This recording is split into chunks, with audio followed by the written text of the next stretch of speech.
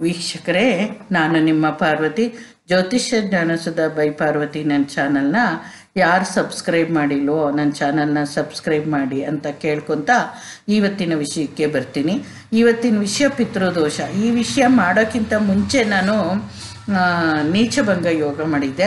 ಆ್ಯಕ್ಚುಲಾಗಿ ನೀಚಭಂಗ ರಾಜಯೋಗ ಅನ್ನೋದು ಇನ್ನೊಂದು ಸಬ್ಜೆಕ್ಟ್ ಇತ್ತು, ಅದನ್ನು ಮಾಡಿಟ್ಟಿದ್ದೆ. ಆದರೆ ಈ ಪಿತೃಪಕ್ಷ ಆಗಿರೋದ್ರಿಂದ ಪಿತೃದೋಷದ ಬಗ್ಗೆ ತಿಳಿಸೋಣ ಅಂತೇಳ್ಬಿಟ್ಟು ಪಿತೃದೋಷ ಅಂತ ಇದನ್ನು ವಿಡಿಯೋ ಅಪ್ಲೋಡ್ ಮಾಡ್ತಾ ಇದ್ದೀನಿ. ಇದರಿಂದ ನೀವು ತಿಳ್ಕೊಳೋದೇನು ಅಂದರೆ, ಪಿತೃಗಳು ಅಂದರೆ ನಮ್ಮ ಕುಟುಂಬದ ಪೂರ್ವಜರು ಅಂತ ಹೇಳ್ಕೋಬೇಕು.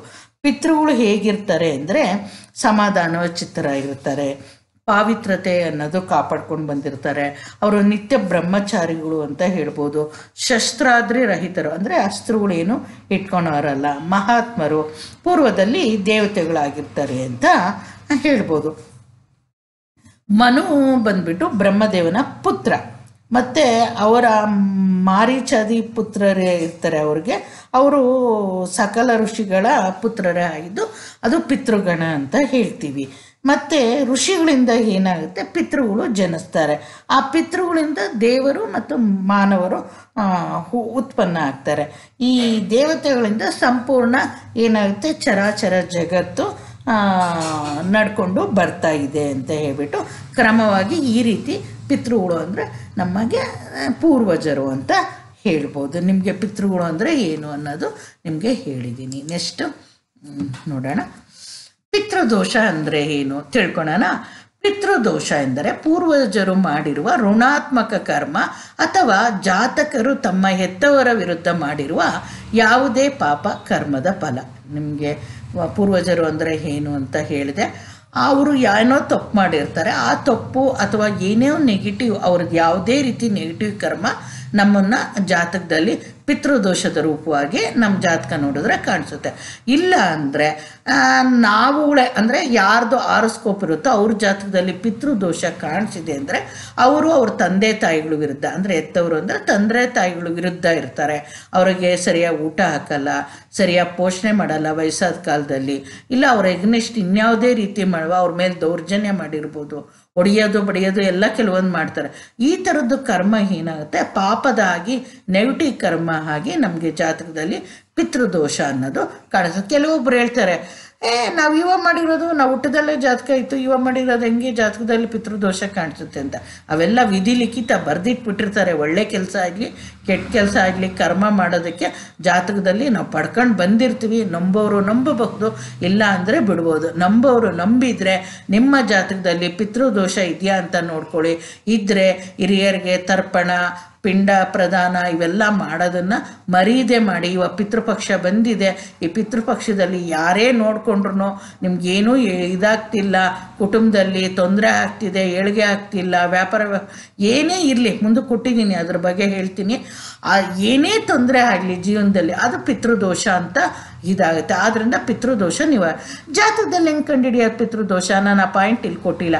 ಯಾವಾಗ ರವಿನ ನಾವು ಏನು ಹೇಳ್ತೀವಿ ಪಿತೃಕಾರಕ ಅಂತ ಹೇಳ್ತೀವಿ, ಚಂದ್ರನ ಮಾತೃಕಾರಕ ಜನರಲ್ ಆಗಿ ಹೇಳ್ತೀವಿ.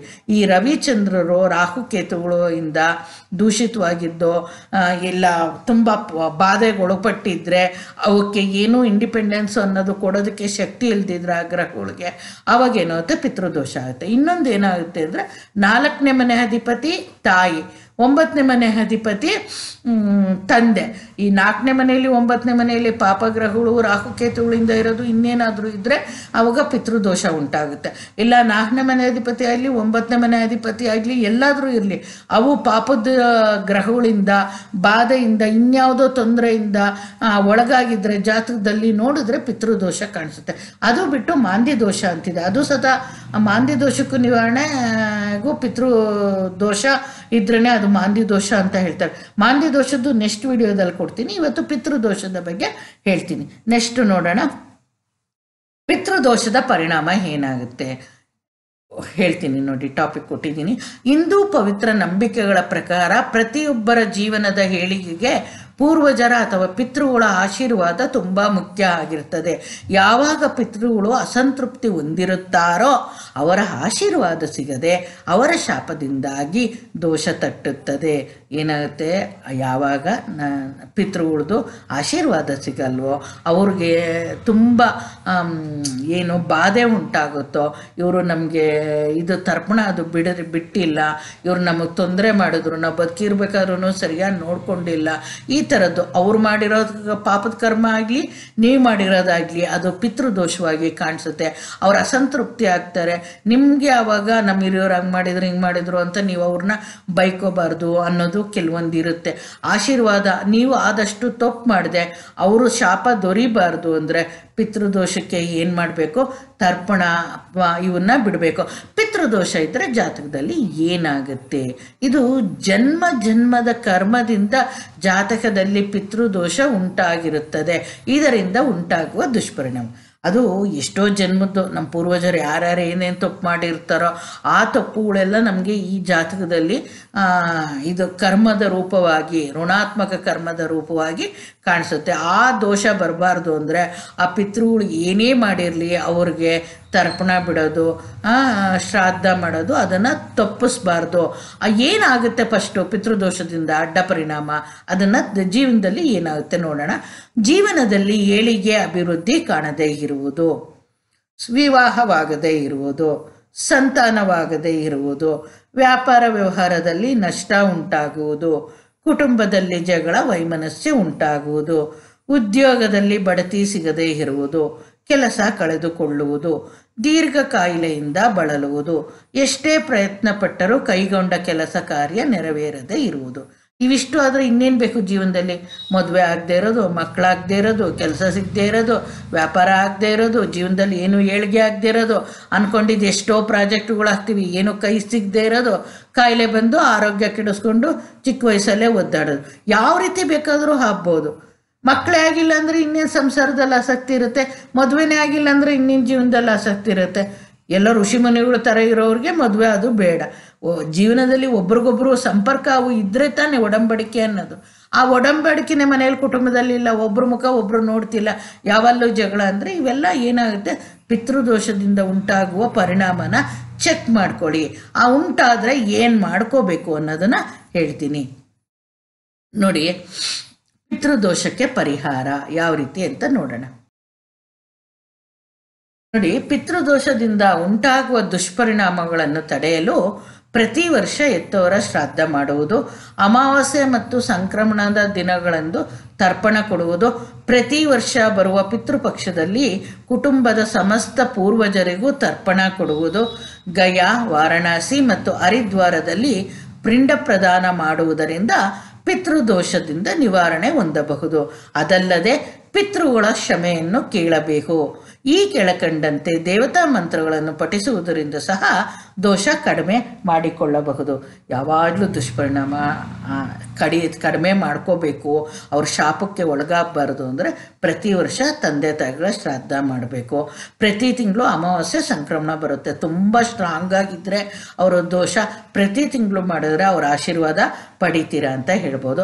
ಮತ್ತು ಪ್ರತಿ ವರ್ಷ ಬರುತ್ತಲ್ಲ ಆಶ್ವಯುಜ ಮಾಸದಲ್ಲಿ ಪಿತೃಪಕ್ಷ ಬರುತ್ತಲ್ಲ, ಆ ಪಿತೃಪಕ್ಷದಲ್ಲಿ ಎಲ್ಲ ಕುಟುಂಬದ್ದು ಯಾರಾದರೂ ದುರ್ಮರಣ ಆಗಿರ್ಬೋದು, ಇಲ್ಲ ಒಬ್ಬಂಟಿಯಾಗಿ ಸಾಯ್ಬೋದು, ಅವ್ರಿಗೆ ಯಾರೂ ನೋಡ್ಕೊಂಡೇ ಸಾಯ್ಬೋದು, ಏನೋ ಒಂದು ಆಗಿರುತ್ತೆ ಅವ್ರಿಗೆ, ಹಿರಿಯರಿಗೆ ಅವ್ರಿಗೆ ಯಾರೋ ತರ್ಪಣ ಇಡೋರು ಇರಲ್ಲ. ಆ ಥರದ್ದು ಅಂದಾಗ ಕುಟುಂಬದ ಎಲ್ಲ ಸದಸ್ಯರನ್ನ ಸೇರಿಸಿ ಆ ಪಿತೃಪಕ್ಷದಲ್ಲಿ ಕೊಟ್ಟರೆ ಏನಾಗುತ್ತೆ, ಅವರು ಏನಾಗುತ್ತೆ ಆಶೀರ್ವಾದ ಸಿಕ್ಕುತ್ತೆ, ಅವ್ರದ್ದು ಏನು ಶಾಪ ಅನ್ನೋದು ಕಡಿಮೆ ಆಗುತ್ತೆ.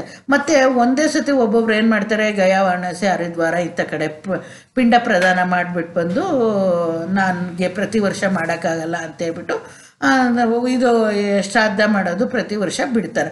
ಅದು ಅವ್ರವ್ರ ಇಷ್ಟ. ಆದರೆ ಪ್ರತಿ ವರ್ಷನೂ ಹೋಗಿ ಬಂದು ಮಾಡಿದ್ರು ಅನುಕೂಲ ಇರೋರು, ಕೈಲಿ ಆಗಿ ಶಕ್ತಿ ಇರೋ ಅಂಥವ್ರು ಪ್ರತಿ ವರ್ಷ ಶ್ರಾದ್ದ ಮಾಡಿದ್ರೆ ತರ್ಪಣ ಕೊಟ್ಟರೆ ಒಳ್ಳೆಯದು ಅಂತ ಹೇಳ್ತೀನಿ. ಮತ್ತು ಯಾವಾಗ ಇವೆಲ್ಲ ಮಾಡೋದ್ರಿಂದ ಏನಾಗುತ್ತೆ, ಪಿತೃದೋಷ ನಿವಾರಣೆ ಆಗುತ್ತೆ ಅಂತ. ಮತ್ತು ನಾವು ಪಿತೃದೋಷದಿಂದ ನಿವಾರಣೆ ಅಲ್ಲದಲ್ಲದೆ ಹಿರಿಯರ ಆಶೀರ್ವಾದ ಪಡಿಬೇಕು. ಏನಾದರೂ ತಪ್ಪು ಮಾಡಿದರೆ ನಮ್ಮನ್ನು ಕ್ಷಮಿಸಿ ಅಂತ ಕೇಳ್ಕೋಬೇಕಾಗಿರುತ್ತೆ. ಮತ್ತು ಕೆಲವೊಂದು ದೇವತಾ ಮಂತ್ರಗಳನ್ನ ಇದು ಮಾಡಿದ್ರೆ ನಾವು 365 ದಿವಸನೂ ತರ್ಪಣ ಕೊಡ್ತಾ ಇರಲ್ವಲ್ಲ, ಕೊಟ್ಟರೆ ಅಮಾವಾಸ್ಯೆ ಸಂಕ್ರಮಣದ ದಿವಸ ಕೊಡ್ತೀವಿ, ಇಲ್ಲ ಅವರು ತಿಥಿ ವರ್ಷಕ್ಕೊಂದು ಸತಿ ಬರುತ್ತಲ್ಲ ಶ್ರಾದ್ದ, ಆ ಟೈಮಲ್ಲಿ ಕೊಡ್ತೀವಿ, ಇಲ್ಲ ಪಿತೃಪಕ್ಷದಲ್ಲಿ ಕೊಡ್ತೀವಿ. ನಾವು ಆ ದೋಷ ಕಡಿಮೆ ಮಾಡ್ಕೊಳೋದಕ್ಕೆ ಏನು ಮಾಡ್ಕೋಬೇಕು, ಮೃತ್ಯುಂಜಯ ಜಪನ ಪಠಿಸೋದು. ಮೃತ್ಯುಂಜಯ ಜಪ ಪಠಿಸಿದಾದ್ಮೇಲೆ ಗಾಯತ್ರಿ ಮಂತ್ರ ಪಠಿಸಲೇಬೇಕು. ಮತ್ತು ಹನುಮಾನ್ ಚಾಲೀಸ ಇದು ಮಾಡೋದು, ಆವಾಗ ಪ್ರೇತ ಬಾಧೆ ಇರೋಲ್ಲ ಅಂತ ಹನುಮಾನ್ ಮತ್ತು ಪಿತೃ ಗಾಯತ್ರಿ ಮಂತ್ರನ ಹೇಳ್ಕೊಂಡ್ರೆ ಆ ಪಿತೃಗಳಿಗೆ ನಾವು ಸ್ಮರಣೆ ಮಾಡ್ದಂಗೆ ಆಗುತ್ತೆ. ಇವಿಷ್ಟು ಮಾಡೋದ್ರಿಂದ ಪಿತೃಪಕ್ಷದಲ್ಲಿ ಹೆಚ್ಚಾಗಿ ಮಾಡಿ ಇವಿಷ್ಟು ಮಾಡೋದ್ರಿಂದ ಏನಾಗುತ್ತೆ, ದೋಷಕ್ಕೆ ಪರಿಹಾರ ಆಗುತ್ತೆ. ನೆಕ್ಸ್ಟ್, ಪಿತೃದೋಷಕ್ಕೆ ನೆಕ್ಸ್ಟ್ ಪರಿಹಾರ ಕೊಟ್ಟಿದ್ದೀನಿ. ಪಿತೃದೋಷದಿಂದ ವಿಮುಕ್ತಿ ಹೊಂದಲು ಈ ಕೆಳಕಂಡ ವಸ್ತುಗಳ ದಾನವನ್ನು ಪಿತೃಪಕ್ಷದಲ್ಲಿ ಮಾಡಬಹುದು. 8 ದಾನ ಕೊಟ್ಟಿದ್ದೀನಿ. ಈ ಯಾರಾದರೂ ಸತ್ತಾಗ ಸಂಸ್ಕಾರಗಳು ಮಾಡ್ತಾರಲ್ಲ ಅವ್ರಿಗೆಲ್ಲ ಆ ಸಂಸ್ಕಾರ ಮಾಡಿದಲ್ಲೂ ಇವೆಲ್ಲ ಕೊಡ್ತಾರೆ. ಒಂದು ಏನು ಅಂದರೆ ಅನ್ನದಾನ ಮಾಡೋದು ಮುಖ್ಯವಾಗಿರುತ್ತೆ. ನೋಡಿ, ಅನ್ನದಾನ ಅಂದರೆ ಯಾರಿಗಾದರೂ ಕೈಲಾದ ಬಡವ್ರಿಗಾಗಲಿ ಯಾರಿಗೇ ಆಗಲಿ ಅನ್ನದಾನ ಕೊಟ್ಟರೆ ಏನಾಗುತ್ತೆ, ಇದಾಗುತ್ತೆ. ಪಿತೃಪಕ್ಷದಲ್ಲಿ 15 ದಿವಸನೋ 1 ತಿಂಗಳಿಗಾಗೋಷ್ಟು ರೇಷನ್ನು ಯಾರಿಗೂ ಅವ್ರಿಗೆ ಗತಿ ಇರಲ್ಲ. ಅವರು ತುಂಬ ಕಷ್ಟದಲ್ಲಿರ್ತಾರೆ. ಮನೆ ಕೆಲಸದವರಾಗಿರ್ಬೋದು, ನಿಮ್ಮ ಆಫೀಸ್ ಕೆಲಸದವರಾಗಿರ್ಬೋದು, ನೀವು ವ್ಯಾಪಾರ ವ್ಯವಹಾರ ಮಾಡ್ತಿರ್ತೀರಲ್ಲ ಅಲ್ಲಿ ಆಗಿರ್ಬೋದು, ನಿರ್ಗತಿಕರಿಗೆ ಯಾರಿಗೂ ಆಗಿರ್ಬೋದು, ಅವ್ರ ಕುಟುಂಬಕ್ಕಾಗೋದು. ನಿಮ್ಮ ಕೈಲಿ ಆಗಲಿಲ್ಲ ಅಂದರೆ ನಿಮ್ಮ ಮನೆಯಲ್ಲಿ 15 ದಿವಸನೂ ತಿಂಡಿ ಏನಾದರೂ ಮಾಡಿರ್ತೀರಲ್ವ, ಊಟನೋ ತಿಂಡಿನೋ ಒಂದು ಪ್ಯಾಕೆಟ್ಗಳು ಮಾಡ್ಕೊಂಡು ಹೋಗೋದು, ಒಂದಿಬ್ಬರಿಗೆ ಅನ್ನದಾನ, ಯಾರ್ಯಾರ ಕೈಲಿ ಎಷ್ಟೆಷ್ಟಾಗುತ್ತೋ ಅದನ್ನು ಮಾಡಿ ಅಂತ ಹೇಳ್ತೀನಿ. ಮತ್ತು ಉದಕುಂಡ ದಾನ. ಉದಕುಂಡ ಅಂದರೆ ಒಂದು ಕಮಂಡಲು ಥರ ಆವಾಗ ಇಟ್ಕೊಳೋರು, ಅದು ಇಲ್ಲ ಒಂದು ವೆಜಲ್, ಕಾಪರ್ದಿಲ್ಲ ಬ್ರಾಂಜು ವೆಜಲ್ದು ಕೊಡ್ಬೋದು. ಇದು ಏನೋ ಬಿಂದಿಗೆ ಥರದ್ದಾದರೂ ಕೊಡ್ಬೋದು, ಚಿಕ್ಕದಾದರೂ ಕೊಡ್ಬೋದು, ಅವ್ರವ್ರ ಶಕ್ತಿ ಅನುಸಾರ ಕೊಡಿ ಅಂತ ಹೇಳ್ತೀವಿ. ಮತ್ತು ಗೋದಾನ ಅಂದರೆ ಗೋವೇ ಕೊಡೋಕ್ಕಾಗಲ್ಲ, ಗೋದಾನದ ಹೆಸರು ಹೇಳ್ಕೊಂಡು ಒಂದು ಎಲೆ ಅಡಿಕೆ ತಾಂಬೂಲ ಇಟ್ಕೊಂಡು ಒಂದಷ್ಟು ದುಡ್ಡು ಇಟ್ಕೊಂಡು ಗೋದಾನ ಅಂತ ಹೇಳ್ಬಿಟ್ಟು ಕೊಡ್ಬೋದು. ಮತ್ತು ವಸ್ತ್ರದಾನ ಮಾಡಬೇಕು ಅಂದರೆ ಒಂದು ಜೊತೆ ಬಟ್ಟೆ, ಸಿಂಗಲ್ ವಸ್ತ್ರ ಕೊಡೋಕ್ಕೆ ಒಂದು ಜೊತೆ ಬಟ್ಟೆ ಕೊಡಿ, ಯಾರಿಗಾದ್ರೂ ಹಾಕ್ಕೊಳಕ್ಕೆ ಉಪಯೋಗ ಆಗೋಂಥದ್ದು ಬಟ್ಟೆನ ಕೊಡಿ, ಆವಾಗ ಒಳ್ಳೆಯದಾಗುತ್ತೆ. ಶಯ್ಯಾದಾನ ಅಂದರೆ ಹಾಸ್ಯ, ಮಲಗೋದಕ್ಕೆ ಇವಾಗ ಇಲ್ಲದೆ ಇರೋ ಅಂಥವ್ರು ಇರ್ತಾರೆ, ಅಂಥವ್ರಿಗೆ ಕೈಲಾಗದೆ ಇರೋರಿಗೆ ಶಯ್ಯದಾನ ಮಾಡಿ ಅಂತ ಹಾಸ್ಯ ಮಾಡು. ಮತ್ತು ಛತ್ರದಾನ, ಬಿಸಿಲಲ್ಲಿ ಓಡಾಡ್ತಿರ್ತಾರೆ ಮಾಡ್ತಿರ್ತಾರೆ ಅಂಥವ್ರಿಗೆ ಒಂದು ಛತ್ರಿ ತೊಗೊಳಕ್ಕೂ ಶಕ್ತಿ ಇಲ್ಲದೆ ಇರೋರು ಇರ್ತಾರೆ, ಅವ್ರಿಗೆ ಛತ್ರಿ ದಾನ ಮಾಡಿ ಅಂತ ಹೇಳ್ಬೋದು. ಮತ್ತು ಹಾಸನ ದಾನ ಅಂದರೆ ಕೂತ್ಕೊಳೋದಕ್ಕೆ ಒಂದು ಜಾಗ ಮಾಡ್ಕೊಳೋ ಅಂಥದ್ದು, ಆ ಥರದ್ದನ್ನು ಮಾಡ್ಬೋದು. ತಿಲದಾನ ತುಂಬ ಮುಖ್ಯ. ತಿಲದಾನ ಮಾಡಿದ್ರೆ ಎಳ್ಳಿಂದ ಕೈಲಾಗದೆ ಇರೋದು ಒಂದಿಷ್ಟು ಎಳ್ಳು ದಾನ ಮಾಡೋದು. ಎಳ್ಳು ಯಾಕೆ ತರ್ಪಣ ಬಿಡಿ, ನಿಮ್ಗೆ ಏನಾದರೂ ಇದ್ದರೆ ಪಿತೃಗಳಿಂದ ಆಗಿರೋ ದೋಷ ಉಂಟಾಗುತ್ತೆ. ಚೊಪ್ಲಿ ದಾನ ಮಾಡ್ಬೋದು, ಚೊಪ್ಲಿ ಇಲ್ಲದೆ ಇರೋರು ಚೊಪ್ಲಿ ಕೊಡ್ಬೋದು. ಇನ್ನೂ ಬೇಕಾದಷ್ಟು ಇರುತ್ತೆ. ಉಪ್ಪಿನ ದಾನ ಮಾಡಿದ್ರೆ ಯಾರ್ದೋ ಋಣಾತ್ಮಕ ಇದ್ರದ್ದಿರುತ್ತಲ್ಲ, ಉಪ್ಪಿಸ್ಕೊಳೋರು ಕಡಿಮೆ, ಅದ್ರ ಜೊತೆ ದುಡ್ಡಿಟ್ಟು ಕೊಡಬೇಕು ಆಯಿತಾ. ಉಪ್ಪನ್ನು ದಾನ ಮಾಡೋ ಅಂಥದ್ದು ಕೆಲವೊಂದು ಬೇಕಾದಷ್ಟಿದೆ. ನಿಮ್ಮ ಕೈಲಾಗಿದ್ದು ಯಾವ್ಯಾವ ರೀತಿ ಯಾರ್ಯಾರಿಗೆ ಆಗುತ್ತೋ ಆ ರೀತಿ ನೀವು ಸಹಾಯ ಮಾಡ್ಕೊಂಡು ಬನ್ನಿ ಅಂತ ಹೇಳಿ ನಾನು ಇಂಪಾರ್ಟೆಂಟ್ ಒಂದು 8 ಹೇಳಿದ್ದೀನಿ. ಎಷ್ಟು ಕೈಲಾದರೆ ಯಾರ್ಯಾರ ಕೈಲಿ ಎಷ್ಟು ಆಗುತ್ತೋ ಅಷ್ಟನ್ನು ಮಾಡಿ ಅಂತ. ಕೈಲಾಗದೆ ಇರೋರು ಇಷ್ಟೇ ಮಾಡಬೇಕು ಅಂತಿಲ್ಲ, ಅಟ್ಲೀಸ್ಟು ಒಂದಿಷ್ಟು ಕಾಗೆಗಳಿಗೆ ಪಿತೃಪಕ್ಷದಲ್ಲಿ ಒಂದಿಷ್ಟು ಸಣ್ಣ ಅನ್ನ ತುಪ್ಪ ಹಾಕಿ ಎಳ್ಳಾಕಿ ಕಲಿಸ್ಬಿಟ್ಟು ಸಣ್ಣ ಉಂಡೆಗಳು ಮಾಡಿಬಿಟ್ಟು ಮೇಲೆ ಒಂದು ಟೆರೆಸ್ ಮೇಲೆ ಇಡೋದು, ಆ ಥರದ್ದು ಮಾಡ್ಬೋದು. ಇವೆಲ್ಲ ಮಾಡೋದ್ರಿಂದ ಒಳ್ಳೆಯದೇ ಆಗುತ್ತೆ. ಒಂದಿಷ್ಟು ಕಾಳು ಏನಾದರೂ ಪಕ್ಷಿಗಳಿಗೆ ಇದು ಹಾಕೋದು, ಇವೆಲ್ಲದರಿಂದ ಏನಾಗುತ್ತೆ, ಪಿತೃದೋಷಕ್ಕೆ ಪರಿಹಾರನ ನಾವು ಈ ರೀತಿ ನಮ್ಮ ಕೈಲಾದ ರೀತಿಯಲ್ಲಿ ಮಾಡೋದು. ಕೈಲಾಗೋರು ಒಂದು ಸ್ವಲ್ಪ ಹೆಚ್ಚಿಗೆ ಮಾಡಿ, ಕೈಲಾಗದಿರೋರು ಅವರ ಕೈಲಾದ ಮಟ್ಟಿಗೆ ಏನಾದರೂ ದಾನ ಮಾಡಿ ಅಂತ ಹೇಳ್ತೀನಿ. ಮತ್ತು ನೆಕ್ಸ್ಟ್ ಏನು ಹೇಳಿದ್ದೀನಿ ಅಂದರೆ, ಇಲ್ಲಿಗೆ ಮುಗಿಸಿದ್ದೀನಿ. ಇನ್ನೂ ಒಂದೇನು ಅಂದರೆ, ಹರಳಿ ವೃಕ್ಷಕ್ಕೆ ನಮಸ್ಕಾರ ಮಾಡೋದ್ರಿಂದನೂ ಏನಾಗುತ್ತೆ, ಪಿತೃದೋಷ ಕಡಿಮೆ ಆಗುತ್ತೆ ಅಂತ ಹೇಳ್ತಾರೆ. ಯಾರಿಗೆ ಪಿತೃದೋಷ ಇರುತ್ತೋ ಅವರು ಅರಳಿ ವೃಕ್ಷಕ್ಕೆ ನಮಸ್ಕಾರ ಮಾಡಿ. ಈ ಪಿತೃಪಕ್ಷದಲ್ಲಿ ಅರಳಿ ಮರನ ಎಲ್ಲಾದ್ರದ್ದು ಎಲ್ಲಾದರೂ ನೆಡೋದಕ್ಕಿಂತ ದೇವಸ್ಥಾನದಲ್ಲಿ ನೆಡಬೇಕು. ದೇವಸ್ಥಾನಗಳಲ್ಲಿ ಜಾಗ ಇರಬೇಕಲ್ವ ನೆಡೋದಕ್ಕೆ, ಅಲ್ಲಿ ಮೊದಲೇ ಹಾಕಿರ್ತಾರೆ. ಪ್ರತಿಯೊಬ್ಬರು ಹೋಗಿ ಹಾಕೋಕ್ಕಾಗಲ್ಲ, ಎಲ್ಲಾದರೂ ಹಾಕಿದ್ರೆ ಪ್ರಯೋಜನ ಇರಲ್ಲ. ಸೊ ಏನು ಮಾಡಿ, ನೀವು ಅರಳಿ ವೃಕ್ಷಕ್ಕೆ ನಮಸ್ಕಾರ ಮಾಡಿ. ನಿಮ್ಮ ಕೈಯಲ್ಲಿ ಯಾವುದೋ ಹೊಸದಾದ ದೇವಸ್ಥಾನ ಕಟ್ಟಿದ್ರು ಅಲ್ಲಿ ಅರಳಿ ವೃಕ್ಷ ಇಲ್ಲ, ಅಲ್ಲೇನಾದರೂ ಜಾಗ ಇದ್ದರೆ ಅಲ್ಲಿ ದೇವಸ್ಥಾನದವ್ರನ್ನ ಕೇಳಿ ಹಾಕ್ಬೋದು. ಇಲ್ಲ ಅಂದರೆ ಅರಳಿ ವೃಕ್ಷ ನೆಡಿ ಅಂದರೆ ಎಲ್ಲರೂ ತೊಗೊಂಡೋಗಿ ನೆಡೋಕ್ಕೆ ಅಲ್ಲಿ ಜಾಗ ಇರಲ್ಲ. ಅರಳಿ ವೃಕ್ಷಕ್ಕೆ ಪ್ರದಕ್ಷಿಣೆ ಮಾಡಿ ಪಿತೃದೇವತೆಗಳನ್ನ ಕೇಳ್ಕೊಳ್ಳಿ. ನಮಗೆ ಏನಾದರೂ ದೋಷ ಇದ್ದರೆ ಕಡಿಮೆ ಮಾಡಿ ಅಂತ ಕೇಳ್ಕೊಳ್ಳಿ. ಈ ರೀತಿ ನಿಮ್ಮ ಜಾತಕಗಳಲ್ಲಿ ಏನಾದರೂ ದೋಷ ಇದ್ದು ಆ ದೋಷದಿಂದ ನಿಮಗೆ ಅಡ್ಡ ಪರಿಣಾಮ ದುಷ್ಪರಿಣಾಮ ಇದ್ದರೆ ಈ ರೀತಿ ಪರಿಹಾರ ಮಾಡಿಕೊಳ್ಳಿ. ಆವಾಗ ನಿಮಗೆಲ್ಲ ಒಳ್ಳೆಯದಾಗುತ್ತೆ ಅಂತ ಹೇಳ್ತೀನಿ. ಇಷ್ಟು ಹೇಳ್ತಾ ನಮಸ್ಕಾರ ವೀಕ್ಷಕರೇ. ದಯವಿಟ್ಟು ನಿಮ್ಮ ಸಲಹೆಗಾಗಿ ನನಗೆ ಕಾಮೆಂಟ್ ಮಾಡಿ. ನೀವೇನಾದರೂ ಟಾಪಿಕ್ ಬಗ್ಗೆ ಮಾಡಿ. ಎಲ್ಲರೂ ಅವ್ರ ಆರಿಸ್ಕೋಪದ್ದು ಕೇಳ್ತಾರೆ. ಅವ್ರ ಆರಿಸ್ಕೋಪದ್ದು ಕೇಳ್ಕೋಬೇಕು ಅಂದರೆ ಅಪಾಯಿಂಟ್ಮೆಂಟ್ ತೊಗೋಬೇಕು.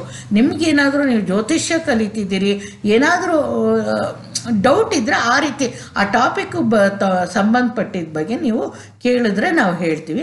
ನಿಮ್ಮ ಕಾಮೆಂಟು ನಮಗೆ ಮುಂದೆ ಇನ್ನೂ ಒಂದಷ್ಟು ವಿಡಿಯೋ ಮಾಡೋದಕ್ಕೆ ಪ್ರೋತ್ಸಾಹ ಕೊಡುತ್ತೆ. ಅಟ್ಲೀಸ್ಟ್ ನಮಸ್ಕಾರ ಅಂತಾದರೂ ಹಾಕಿ, ನಮಗೆ ಖುಷಿ ಆಗುತ್ತೆ. ಚೆನ್ನಾಗಿದ್ದರೆ ಹೇಳಿ, ನಮ್ಮದೇನಾದರೂ ವಿಡಿಯೋ ಚೆನ್ನಾಗಿಲ್ಲ ಅಂದರೆ ನೀವು ಸಲಹೆ ಕೊಡ್ಬೋದು ಅಂತ ಹೇಳ್ತೀನಿ. ಇಷ್ಟು ಹೇಳ್ತಾ ಈ ವಿಡಿಯೋ ಮುಗಿಸಿ ಮುಂದಿನ ವಿಡಿಯೋದಲ್ಲಿ ಭೇಟಿ ಆಗ್ತೀನಿ ಶೀಘ್ರದಲ್ಲಿ ಅಂತ ಹೇಳ್ತೀನಿ.